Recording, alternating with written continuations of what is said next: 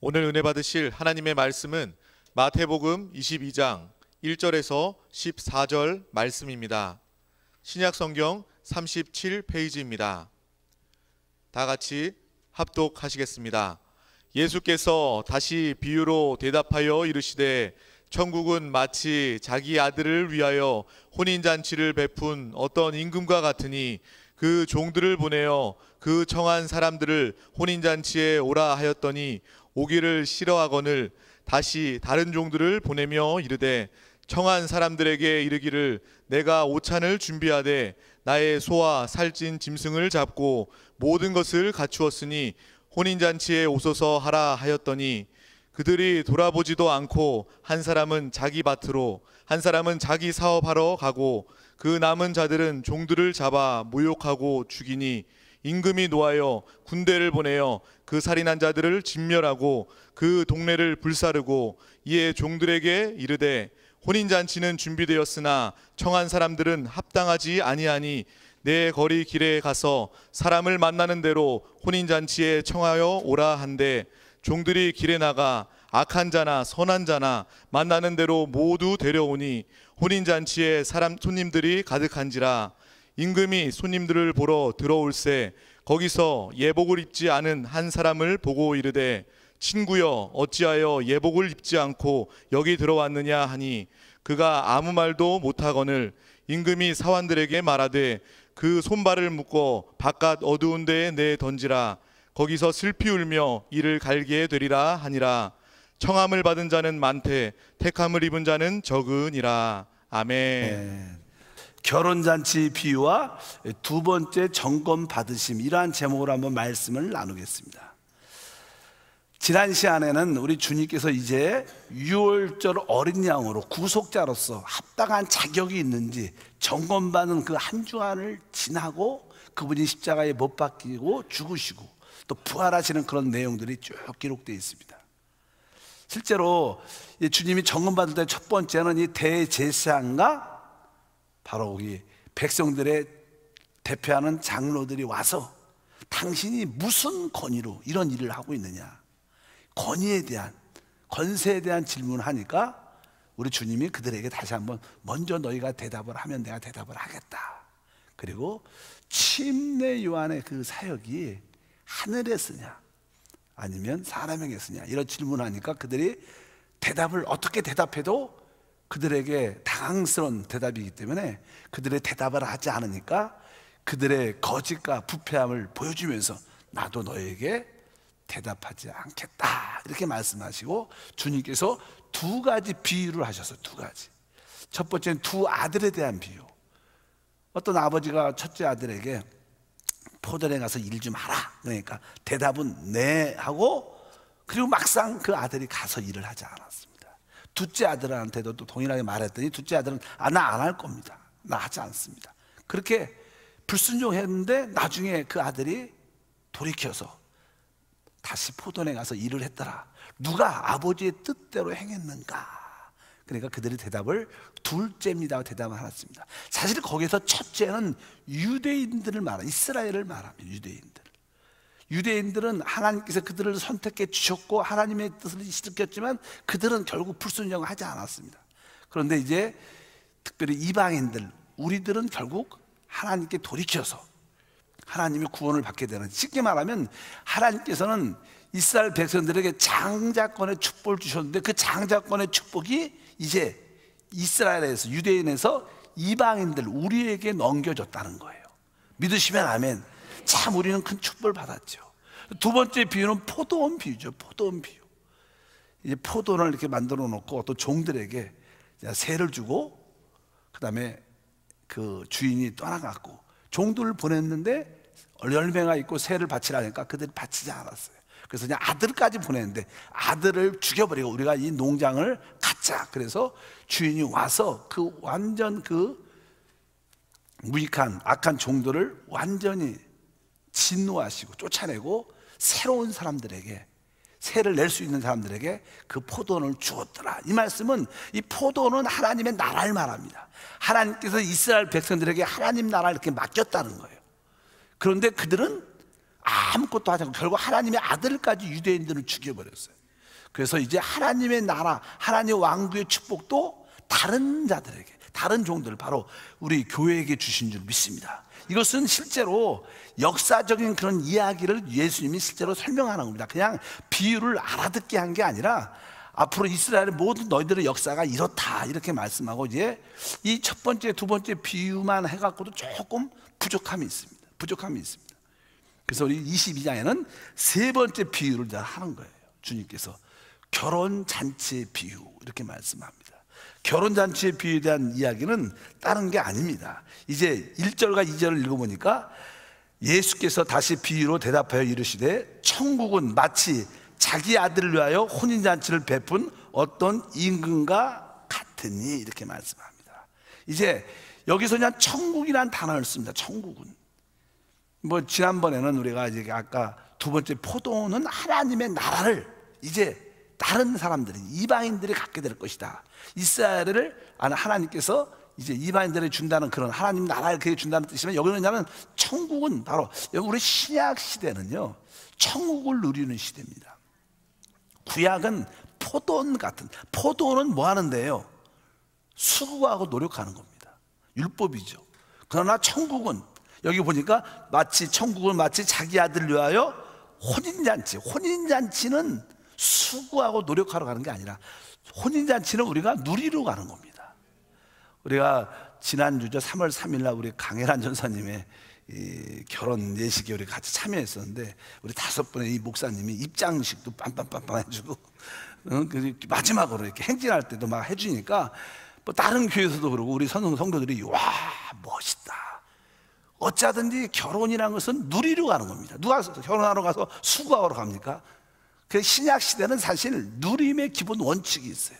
구약 성도들은 이 수고하는 원칙이 있었지만, 우리는 뭐예요? 신약 시대 우리 성도들은 하나님을 누리는 것이 우리 신앙의 가장 기본적인 전제다. 여러분들도 하나님 안에 와서, 교회 와서 내가 하나님을 누려야겠다. 이 봉사도 누리는 것이고, 아까 찬양도 누리는 것이고, 헌금을 드리는 것도 뭐예요? 누리는 거예요. 누리는 거. 잠깐 뭘 받으려는 게 아니라 내가 모든 봉사들이 다 누리는 것입니다. 여성교회 봉사도 누리는 겁니다. 누굴 위해서 섬긴다는 게 아니라 여러분들이 그것을 섬기는 것이고 누리는 것이고, 드리는 것이 누리는 것이고, 찬양과 기도와 모든 것이 다 누리는 것인 줄 믿습니다. 왜? 우리 신약에서 우리의 모든 예배는 결혼잔치같이 축제인 줄 믿습니다. 그래서 이 왕이 이제 종들을 보내서 이제 손님들을 이렇게 부르죠. 그래서 이제 여기 3절을 보니까 써있죠. 그 종들을 보내어 그 청한 사람들을 혼인잔치에 오라 하였더니 오기를 싫어한다. 여기 보니까 그 종들을 보내어 청한 사람들을 혼인잔치에 오라. 이미 청한 사람이 있습니다. 하나님이 이미 택한 자들이 있었어요. 그것은 뭐 유대인들이죠. 유대인들. 하나님이 이미 유대인들, 이스라엘을 하나님이 이미 선택하셨어요. 그들에게 이 앞으로 이 천국잔치에 놀란 축복을 주기로 작정하셨습니다. 그래서 그들을 이제 이 천국잔치에 오라고 말하죠. 그런데 그들이 뭐예요? 오지 않았다는 겁니다. 여기서 그 종들을 보냈다는 것은요, 신약 시대에 주님께서 이제 주님의 제자들을 보내죠. 주님의 제자, 주님과 십자가를 통해서 이제 하나님의 교회가 세워져서 유대인들을 먼저 구원하기로 작정을 합니다. 그래서 사실 처음에는 베드로가 복음을 증거해서, 복음을 증거할 때 3,000명 이상이 구원받는 놀란 역사들이 일어나지만 나중에는 많이 반대를 하게 됩니다. 어차피 그 종들을 보냈다는 것은 그 종들은 주님의 사도, 제자들을 말합니다. 근데 그들이 혼인잔치에 오니까 오기를 싫어했다는 거예요. 그래서 이제 다시 보냈다 이렇게 말씀해요. 4절에 보니까 다시 다른 종들을 보내요. 이르되 청한 사람들에게 이르기를 내가 오찬을 준비하되 나의 소와 살찐 짐승을 잡고 모든 것을 갖추었으니 혼인잔치에 오소서 하라 하였더니, 다시 한번 왕이 또 다른 종들을 보냈죠. 계속 우리 주님은 주님의 사자들을, 사도들을, 주님의 제자들을 보내서 사람들을 초청을 합니다. 유대인들을 초청을 했습니다. 이제 여기 뭐 살찐 이 짐승, 소와 살찐 짐승을 잡았다, 모든 것을 가졌다. 주님의 십자가의 죽음과 부활을 통해서 모든 것이 다 구속이 이루어졌습니다. 이미 모든 구원은 이루어졌습니다. 이제 와서 그냥 그 기쁨으로 와서 그 축복을 누리기만 하는데, 그들이 오늘 말하니까 오지 않다 이렇게 말씀합니다. 5절과 6절에 보니까 그들이 돌아보지도 않고 한 사람은 자기 밭으로 가고 한 사람은 자기 사업하러 가고 그 남은 사람은 종들을 잡아 모욕하고 죽인다. 여기 보면 또 어떤 사람은 그냥 사업하러 가고 한 사람은 밭으로 가고 남은 자들은 종들을 잡아 모욕하고 죽였다. 그래서 사도들을 잡아 순교시키고 죽이고 반대했다는 겁니다. 그러니까 결국 그 왕이 화가 나죠. 그래서 그냥 이 7절에 보니까 임금이 노하여 군대를 보내요. 그 살인한 자를 진멸하고 그 동네를 불사르고, 이런 말씀이 있습니다. 이것은 사실 하나의 예하지만 역사적인 사실입니다. 예수님이 실제로 역사적으로 주 한 30년, 34세니까 뭐 우리가 보통 그냥 30년 후에 죽으시고 부활하시죠. 그리고 이제 33년 이후부터 성령을 통해서 하나님 복음이 사도를 통해서 온 땅에 유대인들이 강력하게 증거되고 이제 예루살렘의 교회가 세워지고 사마리아에서 세워지고 결국 복음이 아시아로 또 유럽으로 확장되는 그런 과정 가운데 있는데 계속 반대를 하게 됩니다. 또 예수 믿는 사람을, 특별히 사도 바울이 그런 사역을 많이 했었는데 사도 바울의 사역을 반대하는 율법에 강한 자들이 많고 유대인들이 주님의 복음을 지금도 그렇지만 잘 받아들이지 않았습니다. 거부하고 대적하고 핍박하는 그런 역사가 많이 일어났습니다. 그래서 교회의 역사를 보면 결국 이게 예수님이 죽으신 지 한 3, 40년 지난 후에 주 70년 그때 이제는 로마가 이 이스라엘을 점령하는 가운데 알다시피 유대인들이 반란이, 로마 제국에 대한 반란들이 많이 일어납니다. 그래서 결국 로마가 하나님의 성전에 있는 어떠한 돈을 자꾸만 쓰려고 생각을 많이 하니까 유대인들이 거기에 불만을 많이 갖고 역사적으로 보게 되면 로마 제국에 대해서 많은 자유를 찾는 그러한 독립전쟁 같은 것을 많이 일으키게 됩니다. 그러니까 로마 황제 중에 한 사람이 이제 마지막으로 그 당시에 유대인의 반란이 로마 제국에 대해서 컸기 때문에, 근데 이상하게 로마 황제들이 자꾸만 몇 번 바뀌게 돼요. 그러면서 마지막에 어떤 황제가 되면서 자기 아들을 이집트에서 점령하고 이집트를 통치하고 있던 자기 아들을 이스라엘로 파병시켜서 유대인들을 예루살렘을 완전히 진멸시켜서 결국 그 티토스 장군이 와갖고 그 성전에 있는 모든 것 하나하나, 돌 하나, 성경 예수님 옛날에 마태복음에 나오면 막 좀 이렇게 애통한 마음으로 나를 위해서 울지 말고 너의 자녀를 위해서 울라 그러면서, 왜? 앞으로 이 주님은 십자가에 죽으시기 바로 전에 이 앞으로 되어질 이 예루살렘의 운명을 보셨습니다. 이 성전이 돌 위에 하나도 안 나는 완전히 파괴되는 그런 것을 보고 슬피 울라, 예루살렘을 위해서 울라고 그렇게 말씀하셨는데, 실제로 주 70년에 그 티소트 장군에 대해서 완전히 예루살렘 성전이 멸망을 합니다. 여러분도 알다시피 예루살렘의 그 성전의 운명은 되게 슬픕니다. 옛날에는 바벨론에 의해서 완전히 파괴됐죠. 그리고 나중에 이제는 쭉 다시 그들이 돌아와서 성전을 아주 약하게 재건을 했지만, 보잘것없게 재건했지만, 나중에 헤롯을 통해서 40년 동안 다시 한번 예루살렘 성전이 재건되죠. 그런 건 당시 예수님이 태어나죠. 그 다시 재건된 그 성전조차 주 70년에 완전히 파멸됩니다. 그래서 지금 우리가 말하는 통고의 벽, 그 조금 마지막 기초에 좀 남은 벽이 있다. 그래서 유대인들은 거기서 늘 기도를 하죠. 이 성전이 회복되기를 원하는 게 그들의 꿈입니다. 아직까지도 안 됐어요. 그때 주 70년에 완전히 성전이 파괴되고 아직까지도 그렇게 남아 있습니다.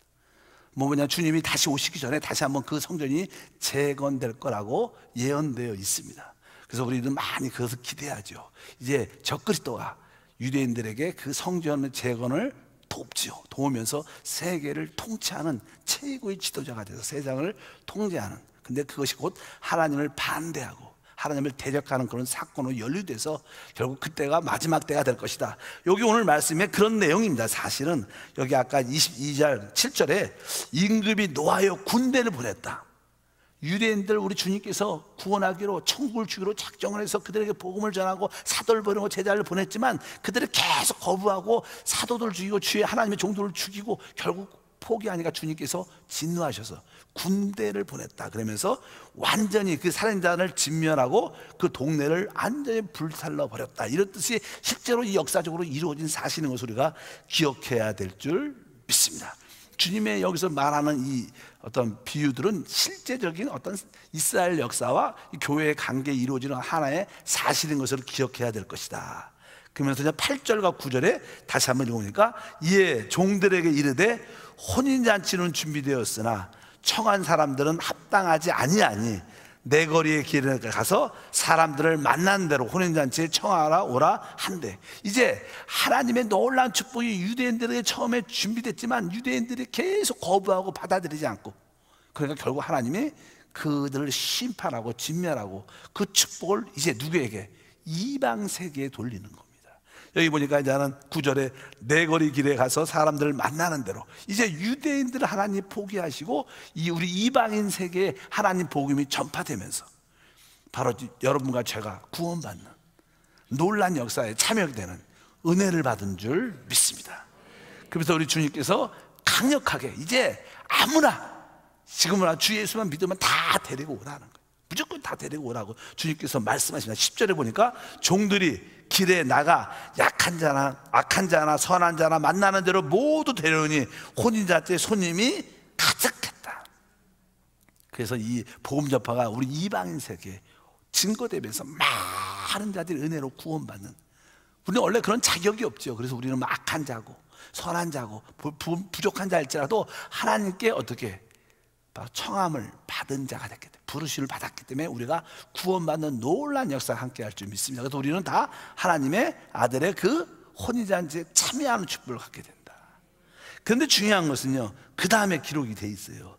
21절에 11절에 보니까 임금이 손님들을 보러 들어올 때 거기서 예복을 입지 않는 한 사람을 보고, 이제 거기 많은 손님들이 와 있는데 임금이 와서 딱 보니까 그 중에 어떤 한 사람이 예복을 입지 않고 왔다는 거예요. 결혼잔치에 예복을 입지 않다. 우리 같은 한국 사람들은 문화는 그렇지 않지만 외국 문화는요, 어떤 결혼잔치에 오려면요 아주 옷을 이렇게 정장, 또 특별히 그 예식잔치에 그 축제에 아주 합당한 그런 옷을 다 이렇게 하나씩 입고 와야 돼요.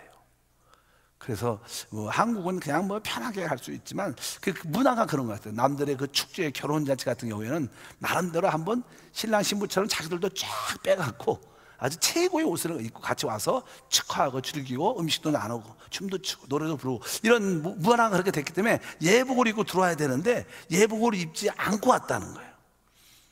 여기서 나는 예복이 무엇인가, 여기에 하나의 오늘 질문의 내용이 있는 것입니다. 원래 크리스찬들은요 이 두 가지의 옷이 있어야 돼요. 우리는 다 죄인이고 우리는 벌거벗은 자였습니다. 아담과 하가 죄를 지었을 때 그들의 양심의 기능이 발달하면서 그들이 벌거벗은 것을 알게 됐죠. 그래서 그들의 부끄러움을 가렸다. 우리에게는 다 죄인이기 때문에 우리에게는 부끄러움이 다 있습니다. 그래서 우리가 주 예수를 믿고 그분의 피로 우리가 씻음받고 예수님을 우리의 옷으로 입어야 돼요. 그래서 우리는 구원이라고 말합니다. 우리의 모든 부끄러움을 덮을 수 있는 우리에게 옷이 필요합니다. 그것이 바로 예수 그리스도이신 줄 믿습니다.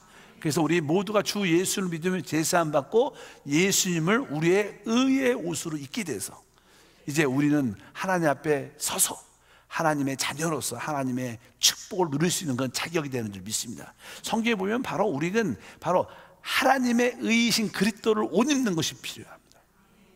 그런데 그것은 객관적인 옷입니다. 우리는 또 주관적인 옷이 필요합니다.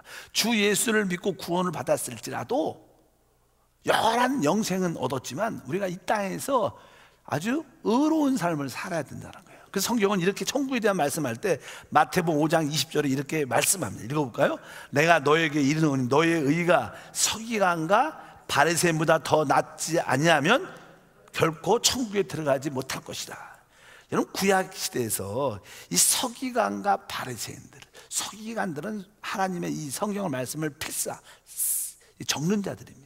그 당시만 해도 인쇄술이 없었으니까 하나님 말씀을 계속 전수하려면 하나님 성경 말씀을 기록합니다. 성기관 말씀을 기록하려면 늘 읽고, 또 거기에 하나님 야훼 말씀이 나오면 다시 가서 손 씻고 가서 또 쓰고, 이렇게 쫙 하나님 말씀을 필사하다 보니까 늘 말씀의 율법에 아주 집착이 되고, 그 깨끗함과 거룩함에 아주 신실한 신앙의 요소가 있는 자들이에요. 그러니까 여기 뭐 서기관과 바리새인, 뭐 우리 알다시피 유대인 중에서 최고의 종교적인 신실함을, 정직함과 의로움을 갖는 자들 바리새인들이에요. 그들은 온전한 11조, 온전한 금식을 일주일에 정확하게 했어요. 요즘에 우리는 그렇지 않잖아요. 근데 그들은 아주 그런 의로운 삶을, 내가 그도 사도 바울이 내가 바리새인 중에 바리새인이었다, 내가 율법으로 흠이 없었던 자였다, 아주 의로움이 아주 가득한 자였는데, 여기 보니까 이제 서기관과 바리새인보다 더 뛰어나야 된다는 거예요. 그래야 우리가 천국을 들어갈 수 있다는 거예요. 천국은 늘 말하지만 구원하고 다른 겁니다. 구원은 은혜로 받지만 천국은 우리의 행함을 통해서 받는 상급인 줄 믿습니다. 그래서 여러분들이 주 예수를 믿고 구원을 받았을지라도 이제 여러분들은 의로운 삶을 살아야 돼요. 여러분 하나님 앞에도 당연하게 의로워야 되고, 내 자신에게도 의로워야 되고, 다른 사람한테도 의의가 있어야 돼요. 그럴 때 여러분들은 하나님 앞에 쓸 수 있는 또 하나의 옷을 입게 돼요. 그것은 보상의 의시고 천국을 누리는 옷인 줄 믿습니다. 근데 여기에 보니까 이 사람은 예복을 입지 않았다는 것은 바로 그가 이미 결혼잔치에 청함받았다는 것은 구원받았다는 거예요. 구원받지 않았으면 그 잔치에 들어오지도 못합니다. 이미 구원받은 자예요. 그런데 구원을 받았을지라도 뭐가 있어야 돼요? 그의 의로운 행실이 있어야 돼요. 근데 그것이 없다는, 그런 옷을 입고 오지 않았다. 우리에게 의로운 행실은 무엇일까? 바로 의로운 행실은 우리가 교회에서 이렇게 열심히 모든 봉사처에서 기하서 열심히 봉사하는 것도 하나의 우리의 의로운 행실이 될 수 있습니다. 여러분들이 하나님께 드리는 예물, 또 사람의 영혼을 구원하는 모든 것들도 의로운 행실입니다. 사실 근데 진짜 의로운 행실을 더 강하게 표현하면 바로 여러분들은 여러분 안에 예수님을 살아내야 돼요. 그게 진짜 의미입니다. 내가 살지 않고 오늘도 내 안에 계신 그리스도를 여러분들이 순간순간 산다면 그것이 여러분의 의로운 행실이 되고 의가 되고, 그것이 하나님께 아름다운 신옷이 될 줄을 믿습니다. 그러니까 여러분들이 뭐 내가 어떤 일을 꼭 지켜서 꼭 이것을 해야 되고 이것을 해야지 내가 의롭지, 이런 관념이 아니라 내 안에 계신 그리스도를 살아낼 때 여러분들은 진짜 의로움을 갖게 되는 거예요. 의로운 그런 예복을 준비해서 하나님 안에서 놀라운 축복과 은혜를 갖게 될 줄 믿습니다. 저도 그냥 신앙생활을 쭉 하면서요, 진짜 신앙생활의 핵심이 무엇인가?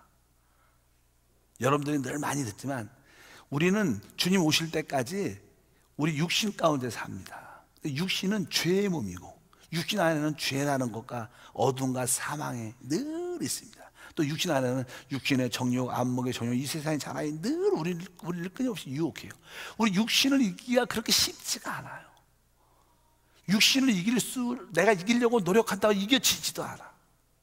한두 번 성공하지만 또 실패할 수밖에 없습니다. 진짜 우리가 우리 육신을 이길 수 있는 길이 무엇인가? 그것은 여러분들이 항상 거듭난 영으로 돌이키는 게 없어요. 다른 답이 없습니다. 항상 순간순간 하나님, 내가 영으로 돌이킵니다. 영 안에서. 그래서 영으로서 몸의 행실을 죽이면 산다. 따라합니다. 영으로서 몸의 행실을 죽이면 산다.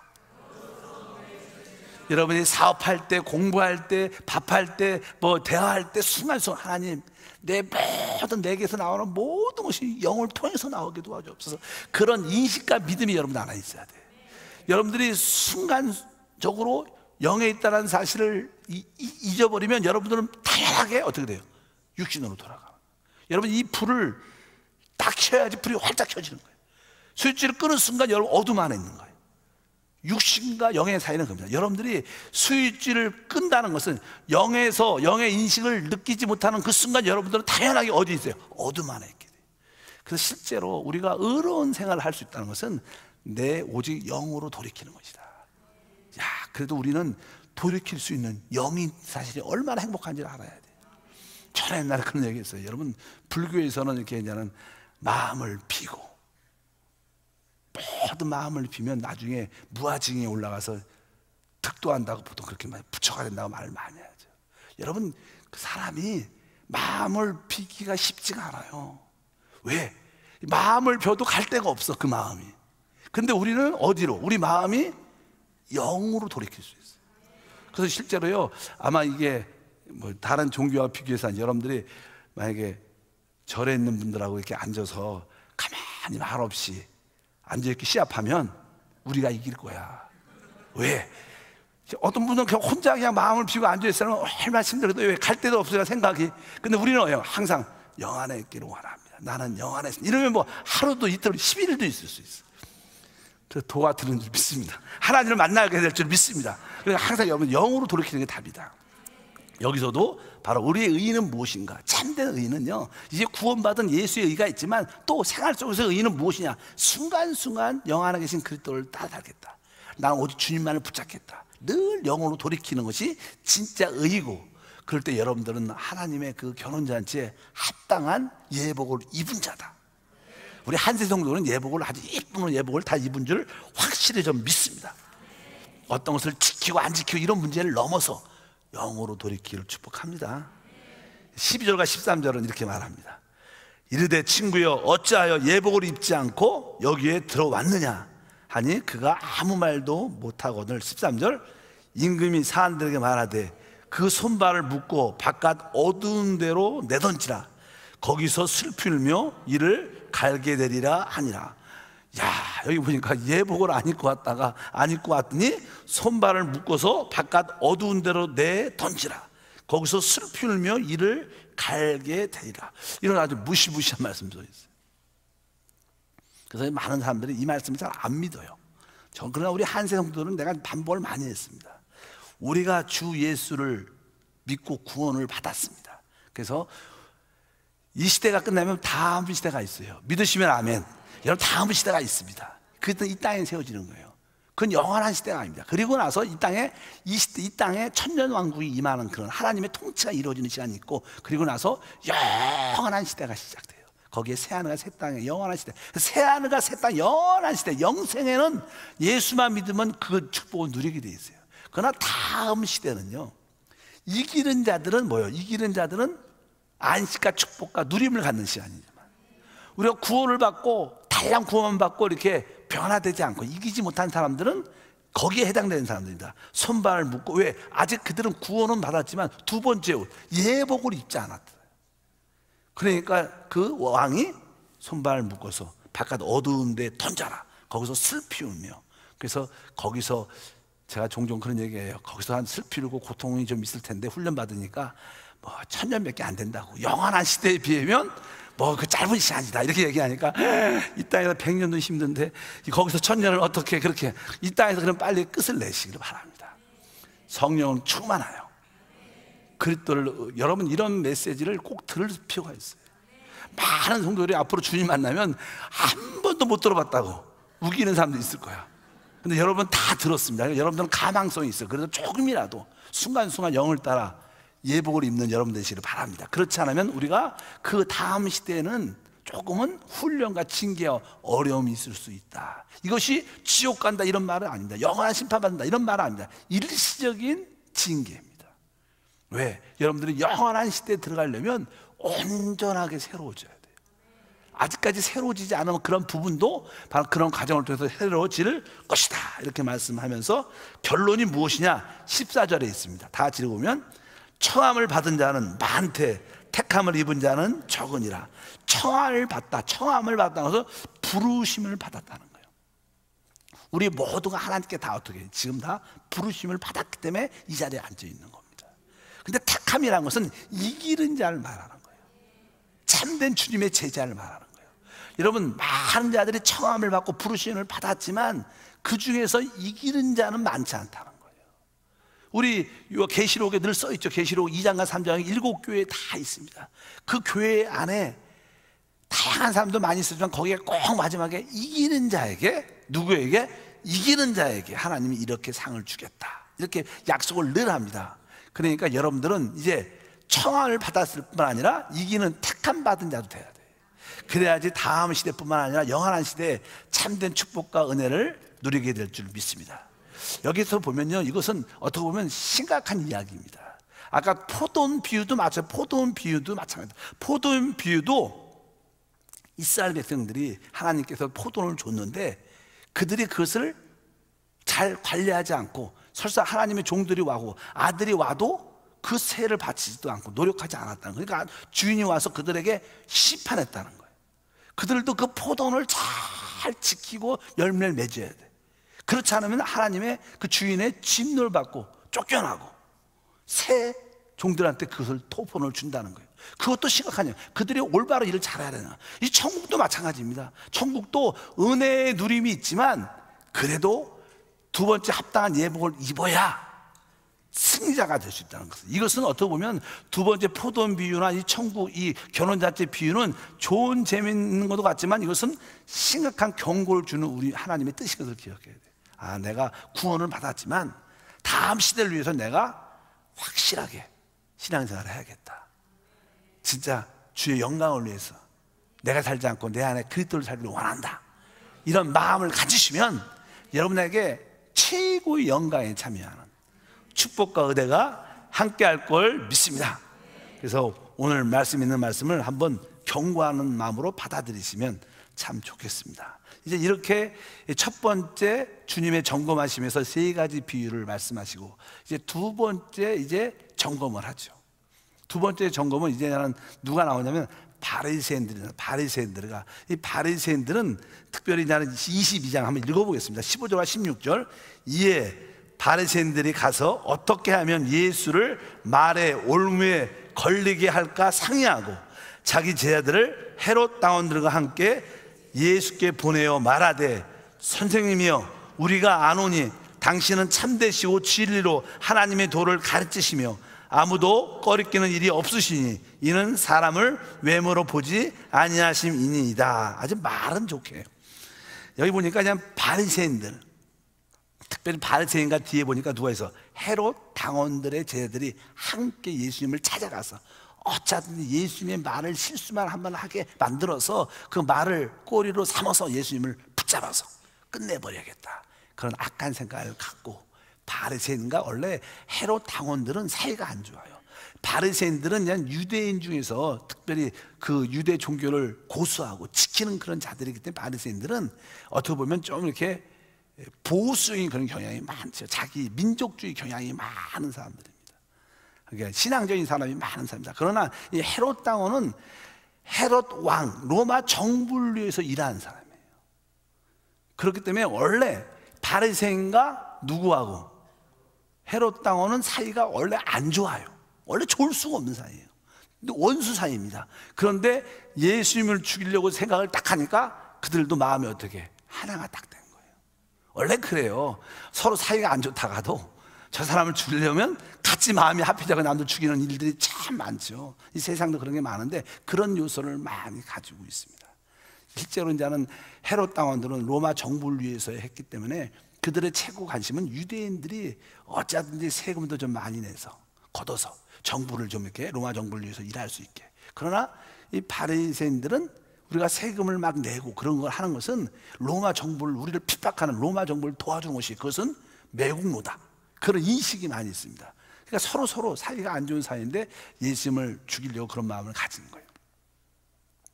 저도 이 말씀을 주면서 한번 그런 생각을 해봤어요. 뭐 정치적인 이야기지만 우리나라에 이제는 지금은 이제 올해부터 종교인 세가 이제는 시작돼 갖고 이제 모든 종교 단체도 모든 세금을 다 내야 된다. 근데 이런 일이 옛날부터 준비됐었는데 그것이 잘 통과 안 되고 딜레이되고 자 그래서 이렇게 그냥 올해부터 그 결과가 이렇게 됐어요. 근데 이제 종교세를 내느냐 내지 않느냐, 뭐 외국 같은 경우에는 거의 내지 않죠. 왜? 이미 여러분들이 헌금한 헌금은 이미 세금을 내고 낸 돈들이에요, 사실. 여러분들이 헌금할 때 그 돈이 뭐예요? 이미 세금을 내고 냈기 때문에 또 여기다가 왜 또 세금을 내느냐? 그것은 이중과세다, 합당치 않다, 이렇게 따지는 사람도 있고, 또 종교인 사람들은 우리가 어떠한 영리를 목적으로 일을 하는 게 아닌데 영리를 목적으로 하면 세금을 내야 돼. 이것이 아닌데 어떻게 세금을 내냐? 이런 문제야 그런 문제 종류가 정부의 관계가 많습니다. 정부는 세금을 걷어야 되니까. 근데 그냥 중요한 게 우리나라는 이렇게 항상 이렇게 여당과 야당이 있죠. 뭐 이렇게 진보도 있고 이렇게 보수. 이게 진보 보수 말은 좀 이상한 것 같아요. 그냥 그런 뜻, 일단 그렇게 돼 있습니다. 그래서 어찌하든지 서로 당이 서로 좋지 않아요. 그런데 이 종교 가세에 대한 그렇게 사이가 안 좋은 그들도 어떻게 마음이 딱 맞아갖고 과세해야 된다. 아주 그런 걸 보면 이 생각은 좀 비슷한 생각이 들더라고요. 아, 이 바리새인들과 이게 헤롯 당원들이 이런 마음을 가졌구나. 근데 거기 배우의 깊은 교회는 이제 자꾸만 이렇게 교회를 이렇게 앞으로 이렇게 조사하고 세무조사하고 그러면서 교회를 통제하려는 그런 배우의 역사는 없지 않아 있습니다. 특별히 대형 교회들이 뭐 큰 교회들이 앞으로 이 정부의 손 안에 집어넣으려면 이 세계의 모든 기업들도 한국의 모든 기업들도 가장 무서워하는 기관이 어딘지 아십니까? 검찰도 아니에요. 진짜 모든 회사들 기관들의 가장 무서워하는 기관은 세무서예요. 검찰도 별로 안 무서워하는데 세무서가 떴다 그러면 모든 것이 요즘 시대는요 세무서에서 여러분 이름을 딱 치면 여러분의 재산, 돈 모든 게 몇십 년 것부터 다 있습니다. 데이터가 빼도 박지도 못해 요새는요 사실 그런 시대에 우리가 살고 있어요. 통제되는 그런 시대. 근데 그동안은 종교인들은 잘 이렇게 정부의 통제가 잘 안 되지만 앞으로 그냥 종교를 길들이겠다 이런 의미도 많이 포함되어 있다. 일단 일부적으로 그런 사람이 있고 또 어떤 분들은 그래도 나라를 위해서 세금 내는 게 좋지 않냐 이런 뜻을 좋게 얘기하는 사람도 많이 있어요. 일단은 오늘 말씀에 바리새인들 헤롯 당원 그런 의미가 좀 있지 않나 이런 생각을 많이 했는데 어쩌든지 그래서 이 둘이 와서 예수님한테 질문을 하는 거예요. 그 질문은 우리가 잘 알죠. 27절 다 같이 읽겠습니다. 그러면 당신의 생각에는 어떠한지 우리에게 이르소서. 가이사에게 세금을 바치는 것이 옳으니까 옳지 아니하나이까 이렇게 물어봅니다. 가이사에게 세금을 바치는 게 옳습니까 옳지 않으니까. 그래서 두 사람을 데리고 온 거예요. 아주 이렇게 바리새인 파 또 헤롯 당원. 그래서 예수님이 대답을 하기가 애매해요. 왜? 만약에 세금을 내지 말라 하나님 위해서 이렇게 말한다면 어떻게 될까? 헤롯 당원들이 저분은 우리 정부를 반대하는 자다. 우리 헌법을 법을 안 지키는 자다. 그러면서 아마 예수님을 잡을 수도 있어요. 그렇다고 그냥 세금을 내라 이렇게 말하면 바리새인들이 어떻게 우리를 핍박하는 그런 사람들에게 세금을 낼 수 있느냐 그러면서 반유대인주의가 되라고 그러면서 예수님이 어떻게 대답을 해도 예수님은 고난을 받을 수밖에 없습니다. 근데 우리 예수님은 우리를 구원하기에 합당한 지혜가 있고요 능력이 있고 놀라운 분이십니다. 우리 같은 경우는 대답을 못할 수밖에 없고 실수할 수밖에 없는데 우리 주님은 정확하게 너에게 동전이 있느냐 주님이 스스로 동전을 꺼내지 않았어요. 주님은 돈과 상관이 없는 분이니까 너에게 동전이 있느냐 그러니까 그들이 그냥 동전을 하나 꺼내죠. 19절이니까 세금 낼 돈을 내게 보이라 하시니 데나리온 하나를 가져왔거늘 20절과 22절에 예수께서 말씀하시되 이 형상과 이 글이 누구의 것이냐 이르되 가이사 것이니이다. 이르되 그러면 가이사의 것은 가이사에게 하나님의 것은 하나님께 바치라 이렇게 말씀하고 그러니까 이 바리새인도 그렇고 헤롯 당원도 할 말이 없는 거예요. 가이사 것은 가이사에게 또 하나님 것은 하나님께 바쳐라. 그래서 어떻게 보면 우리 교회도 지금은 그냥 법적으로 그렇게 됐죠. 그냥 법적으로 그렇게 됐죠. 우리 순복음교회는 여의도 순복음교회는요 올해부터 조영기 목사님이 처음부터 교회 할 때부터 세금을 내고 있죠. 그러니까 뭐 그런 문제가 없지만 그래서 그냥 그동안은 다른 교단이나 다른 불교 다른 종교단체는 세금을 원래 안 냈습니다. 근데 우리 순복음은 원래 교회가 크고 목사님께서는 나라를 위해서 이렇게 미리 사실 내셔서 우리는 계속 지금까지 내고 있어요. 그러나 그냥 기분적인 문제죠. 일단 그러니까 가이사 것은 가이사에게 또 하나님 것은 하나님께. 원래 하나님 것은요 구약에 보면 두 가지 성전세가 있죠. 성전세와 11조를 말합니다. 그러니까 하나님한테 성전세와 11조는 당연하게 드려야 되는 거예요. 주님이 그렇게 말씀하세요. 여러분도 그걸 배우셔야 돼요. 하나님 것은 하나님께 드려야 되고 또 세금 낼 것은 합법적으로 세금을 내는 것이 합당하다. 그러니까 그들이 더 이상 할 말이 없어서 그들이 말 없이 돌아갔더라 이렇게 끝을 냅니다. 그러니까 우리 주님께서는 우리를 구원하기에 합당한 자격이 있는 거예요. 그분의 지혜와 능력이 우리 가운데도 함께 할 줄 믿습니다. 또 실제로 그분이 여러분 심령 안에 계시니까 늘 영어로만 돌이키면 여러분의 그 주님의 지혜가 나타나요. 그래서 예수를 잘 믿는 우리 권사님들, 기도 많이 하신 권사님들하고 대화를 해보세요. 진짜 똑똑하시고요, 지혜로우셔. 왜? 늘 기도하니까 그 하나님의 지혜가. 그러니까 여러분들이 사업을 할 때, 직장을 할 때, 무엇을 할 때 기도를 많이 해야 되는 거예요. 기도를 많이 하면 예수님의 이러한 지혜도 떠올라서 여러분의 사업을, 또 어떤 방향들을 올바로 분별하고 결정할 수 있는 그런 축복과 은혜가 함께 할 것을 믿습니다. 바로 우리 주님은 이렇게 놀라운 분이신 줄 믿습니다. 아까 첫 번째 결혼잔치의 비유에서 여러분들이 첫 번째 예복은 다 입고 있어요. 구원의 예복은 다 입었습니다. 그러나 여러분들이 이제 여러분의 의의 옷, 하나님의 천국을 누릴 수 있는 보상의 옷을 위해서 여러분들이 두 번째 옷도 준비해야 된다. 여러분 삶 속에 항상 의와 평강과 실화 있기를 축복합니다. 그리고 순간순간 여러분 안에 계신 예수님을 따라 하나님께 영광 돌리는 삶이 되기를 축복합니다. 기도하겠습니다. 하나님 아버지 감사합니다. 다시 한번 주님의 놀라운 지혜를 다시 한번 깨닫습니다. 이러한 놀라운 분이 우리의 하나님임을 감사합니다. 이러한 놀라운 분이신 주님이 나의 구원자가 되심을 감사합니다. 이제 의 구원의 하나님을 날마다 누릴 수 있도록 성령이 충만하게 하시고 오늘도 하나님의 지혜와 능력을 체험할 수 있도록 축복해 주옵소서. 특별히 우리 자녀들에게 이러한 지혜와 능력이 나타날 수 있도록 우리 자녀에게도 말씀과 지혜와 성령으로 충만하게 하심을 믿습니다. 주 예수 이름으로 기도함나이다. 아멘.